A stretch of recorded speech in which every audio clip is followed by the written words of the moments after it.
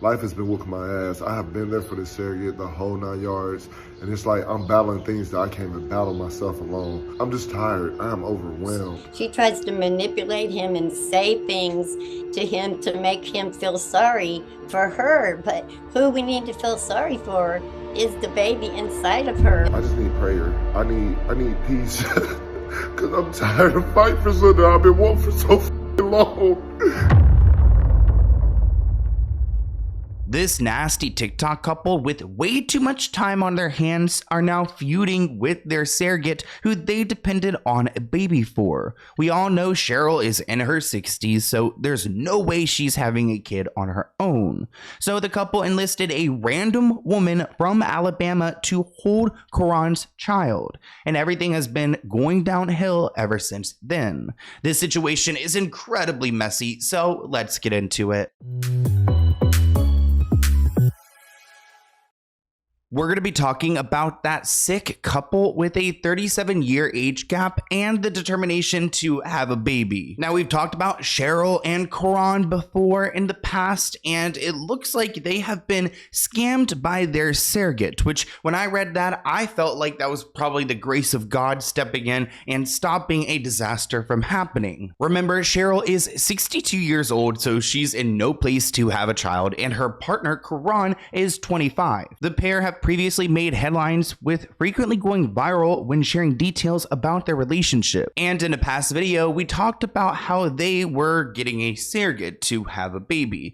And there were a lot of people questioning, why would they do this? I mean, Cheryl's 62, so she's not going to be around. But there's a lot of things that are freaky going on here. I mean, keep in mind, they met when she was, I'm not even going to go and guess her age. I'm assuming in her 50s, and he was 15 years old, working at a Dairy Queen. So I don't know what was going on in the back of that Dairy Queen kitchen, but it was nasty. I mean, nasty to the point where they're together now, and they want a baby, but they've been scammed. Again, thank you to God. I don't know if you guys remember my first video. I prayed to him and let him know about that situation, and he took it into his own hands. That's a lot of things that y'all don't understand. We have a surrogate. A surrogate is someone who carries the baby for someone who's incapable of having children. So I have no eggs. So his sperm and our surrogate's eggs is how we are getting our baby. It's a traditional pregnancy. So we're not using Cheryl's eggs at all. No, will not have her DNA, but the baby will call her mother. I will be the father. I will be adopting the child when she has it. So that's basically the touch around with the surrogacy. Cheryl is not pregnant though. Y'all keep getting that wrong. So at one point they were fully intending on having a baby, whether the public agreed or not. However, the pair's pregnancy bliss has now turned into dismay. The couple alleged that the surrogate they chose is putting their baby's life at risk. The unnamed surrogate has also been allegedly breaching their contract by having unprotected intimacy with her partner while the egg is fertilized. Okay, I did not see this coming. And again, we need some type of host from one of these reality shows to resurrect and figure this out. So we've got a surrogate in the mix, and this surrogate has Karan's, I believe, sperm fertilized in her egg, but she's like messing around, putting the baby's life at risk by having intimacy with her husband, which I think you can like have like, sex when you're pregnant.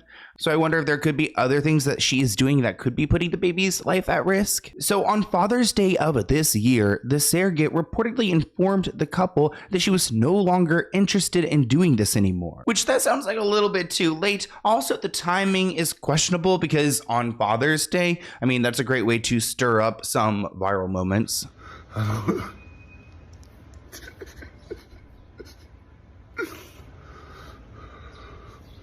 I don't even know how to feel. For the last 2 weeks, I've been going through hell. Like literal hell. All I want is a family and a healthy baby. But I can't have it. Started on Father's Day. Also, he's 25. Like, why does he need a baby so bad? Also, the bleached eyebrows is such a choice. Personally, yeah, it's a choice. Let's leave it at that. Woke up to a text at 6 in the morning telling her, I don't want to do this anymore. Now, the Shade Room is a popular Instagram page, and they decided to sit down with the couple to figure out what was really going on. Now, I don't know what happened with this surrogate. I'm assuming they did not go through a legitimate agency. They said we're completely broken. We don't get paid for our content, which is interesting. I mean, then what do they do to survive? And then the surrogate goes and bleeds us dry. We had paid for her food and travel and even gave her money for her and her family to enjoy Christmas. Okay, well, this sounds like a scam. Yeah, I mean, why wouldn't you pay an agency? And I mean, she should have money for her own food. I don't know. We wanted her to be happy as she was giving us the gift we've always wanted.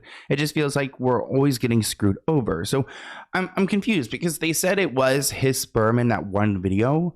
And if they did not do this, in the laboratory, then did did Cheryl give him a pass to go and impregnate this woman they've been funding? Cron also explained that the surrogate's mother has come into the picture and claimed the couple are doing it all for likes and views. In a follow-up video, the pair claimed that the surrogate has since contacted them and told them that she was keeping the baby. Now, in my opinion, that seems to pose some kind of legal implication. I mean, how could they just go and I guess take his sperm and then keep the child if they were under some kind of formal contract? I mean, who is this woman? Why would she want to keep a baby from this man? I mean, that's a big responsibility. Life has been whooping my ass. I have been there for this surrogate the whole 9 yards, and it's like I'm battling things that I can't even battle myself alone.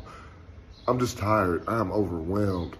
I didn't know there was an addiction involved the whole time we were having a baby, but yet it's just so much shit going on.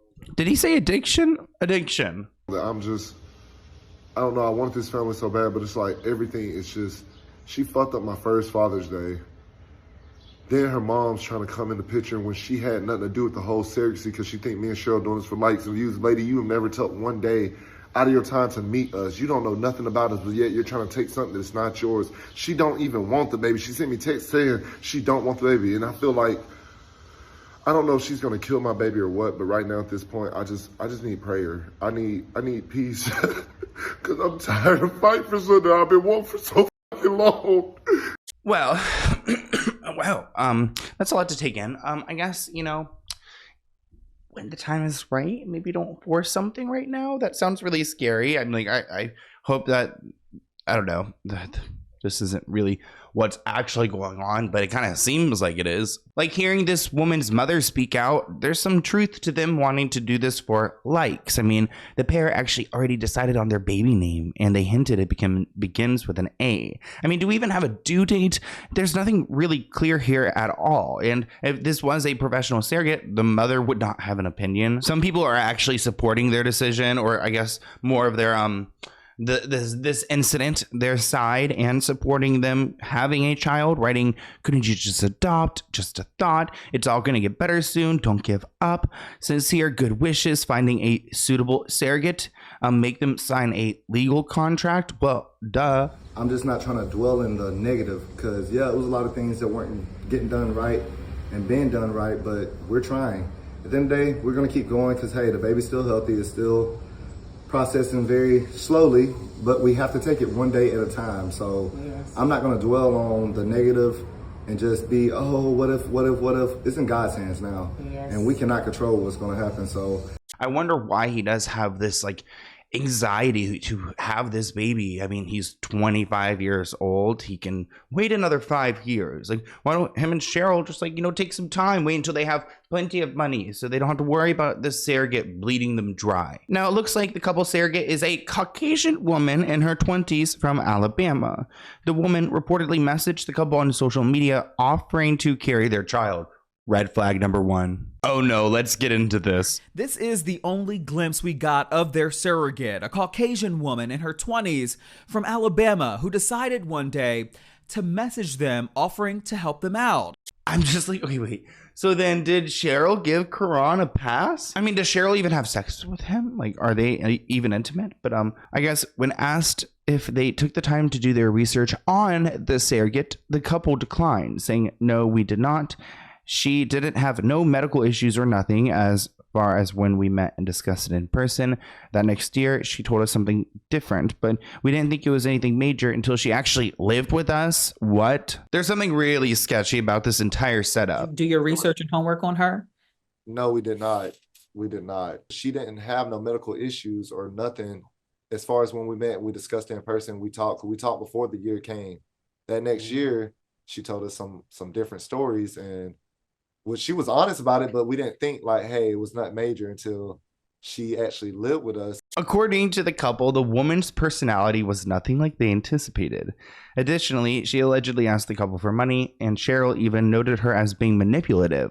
Well, why did she live with you? The couple's allegations don't end there, because they go on to claim their surrogate is also allegedly addicted to drugs. What did you start seeing when she was living with you?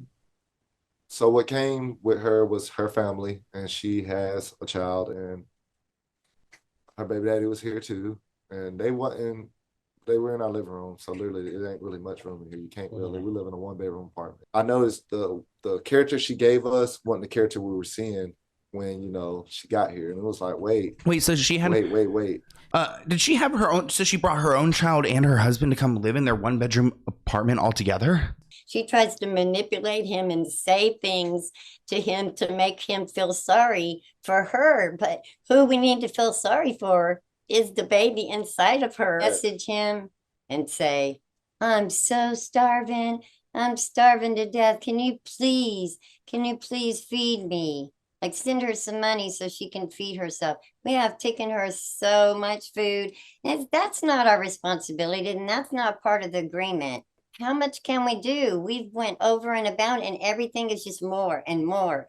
I mean, this seems like an SNL skit. It almost can't be real. Remember, Karan first met Cheryl in 2012 when he was just 15 years old. They worked at a Dairy Queen together, which was managed by Cheryl's son, Chris, but romantic feelings allegedly didn't blossom until later. Despite the couple having such a large age gap and so many things against them, so many odds against them, and a surrogate, I guess, they still want to have a baby. And I guess it's their right to do so. I mean, this is America, so people can do what they want to do, but I don't think it's in the best interest of the child, just in my opinion, especially seeing how he got so emotional, also seeing how they want to then bring a mother, like a man, the husband, the child, and bring all these people to live in a 1-bedroom. It just sounds like so intense. I cannot imagine. Of course they didn't get along because you have like way too many people in one space. But I want to hear what you guys think in the comments below. Let's go ahead and open this P.O. Box package item. It looks like it's from Amazon, I'm assuming. Dear Sloan, I've watched your channel since 2020. I appreciate your efforts updating us with the new tea in Hollywood. Thank you. Please accept my little gift, my new novel out, Perfect Sinners. Oh, wow. Wait, let's go ahead and look at it. Okay. Perfect Sinners. I love the sunset. Deep affection bound to wreck your heart. I am Billy Jacqueline, a soldier's son, and he groomed me to become the man who had a deep repugnance for myself. Like mice, he experimented with heterosexual experiences, breaking me down. I didn't want to hurt anymore, but the same-sex attractions, referred to as mental illness, led to a dishonorable discharge. We had to serve in the military under fear that we were not allowed to don't ask, don't tell. Unknowingly, I bumped into a man with I can't read, enigmatic quality in his eyes, a blend of sky and sea-like with a kooky personality. It was the first time I felt loved. I didn't know what to do anymore. I found myself captured in this series of thoughts and visual flashes of the worst things I yearned to do to him. Woo! Historic novel set in the 1960s, Louisiana, with a deep affection bound to wreck your heart. I am, as a gay Christian, and like everyone else, I had the Spirit of God inside me, raised by a touch of Father in a world where my queerness was a sickness. Wow. That sounds so intense and so heavy. Thank you so much. I can't wait to check this out. And I really appreciate it. Wow. Thank you. You should be proud of yourself. It's an accomplishment to write a book. But I hope you guys enjoyed, and I'll see you in a new one soon. Bye, guys.